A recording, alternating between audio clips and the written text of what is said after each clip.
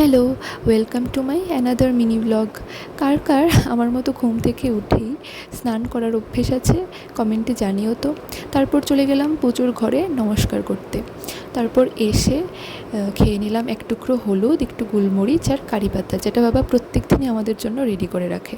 আর এদিকে দেখো আমার মা রান্না করছে টেস্টি টেস্টি চিকেন। তো রান্নাটা হতে হতে আমি একটু বাইরে হাঁটাহাঁটি করছিলাম। আর এই যে গাছটা দেখছো, এই গাছটায় না প্রচুর ফুল ফোটে। আর এই যে আমার বোন, ও একটু বাদেই বেরিয়ে যাবে ওর ইন্টার্নশিপের জন্য।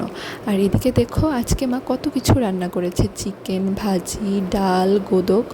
তো তারপর খেয়ে দিয়ে আমি বসে পড়লাম প্রিপারেশন করতে। অ্যাকচুয়ালি আমি স্টুডেন্টস পড়াই, তো এটারই প্রিপারেশন করছিলাম, কি পড়াবো, টপিকস, এগুলো একটু দেখছিলাম আর কি। তারপর মা নিয়ে আসলো আম আর আনারস, তো এটাই খাচ্ছিলাম। তো খাওয়া দাওয়া সেরে একটু পরে আমার স্টুডেন্টসরা চলে আসলো, তো এদেরকে পড়াচ্ছিলাম। আর এই যে আমার স্টুডেন্টসরা, তো ওদেরকে পড়াতে পড়াতে আমার হঠাৎ করে একটু জ্বর জ্বর ভাব হচ্ছিলো। তো তারপর টিফিন খেয়ে একটু ওষুধ খেয়ে নিলাম। তো তারপর আমি না একটু ঘুমিয়ে পড়েছিলাম।